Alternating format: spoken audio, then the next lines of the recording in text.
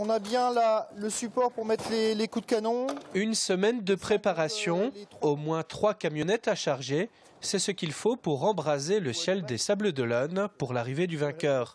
Pour la société Jacques Couturier Organisation, réputée dans le monde entier pour ses grands shows pyrotechniques que l'on peut voir sur ces images, l'arrivée du premier bateau devrait donner lieu à quelques beaux bouquets. On a fait vraiment en 5 actes l'arrivée du vainqueur du Vendée Globe. Et là, en l'occurrence, c'est le premier acte quand il va passer la ligne d'arrivée au large. On va envoyer plus de 300 fusées marines dans le ciel. Donc ça va vraiment se voir de très très loin. Ça monte à peu près à 400-500 mètres de hauteur, des signaux maritimes rouges. Et ensuite, une fois qu'il aura vraiment passé la ligne d'arrivée, qu'on entendra la VHF, voilà, top pour l'arrivée du gagnant, on envoie un gros bouquet de 10 secondes avec des bombes jusqu'au calibre 150 mm. Ça, c'est pour nous. Et il y a une caisse à outils pour la tour d'Arundel. Ouais, c'est là-bas. Des bombes dans le ciel sablais qui enflammeront ensuite le chenal pour une haie d'honneur.